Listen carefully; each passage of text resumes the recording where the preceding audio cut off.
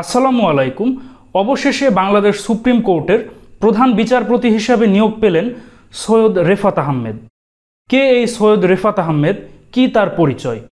সম্প্রতি ছাত্র জনতার প্রবল আন্দোলনের মুখে সাবেক প্রধান বিচারপতি ওবায়দুল হাসান পদত্যাগ করেন।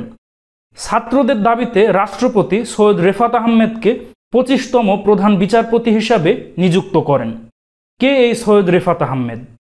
সৈয়দ রেফাত আহমেদ খুবই সম্ভ্রান্ত পরিবারের একজন সদস্য।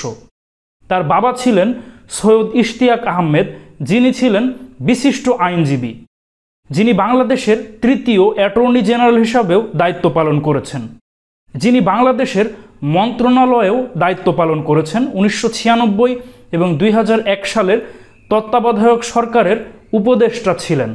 সৈয়দ রেফাত আহমেদের মা ছিলেন বিশিষ্ট শিক্ষাবিদ ও ঢাকা বিশ্ববিদ্যালয়ের সাবেক অধ্যাপক সুফিয়া আহমেদ, যিনি বাংলাদেশের প্রথম নারী জাতীয় অধ্যাপক ছিলেন। বর্তমান প্রধান বিচারপতি সৈয়দ রেফাত আহমেদ 1958 সালের 28 ডিসেম্বর তিনি জন্মগ্রহণ করেন।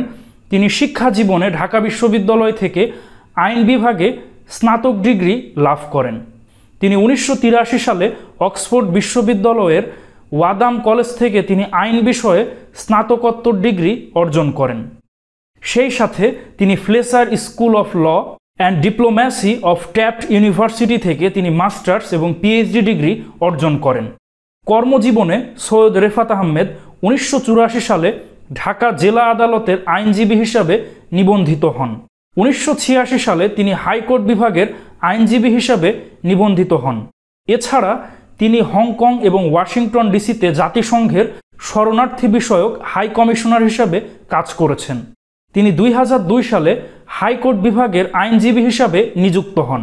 পরবর্তীতে তিনি 27 এপ্রিল 2003 সালে হাইকোর্ট বিভাগের অতিরিক্ত বিচারপতি হিসাবে নিযুক্ত হন।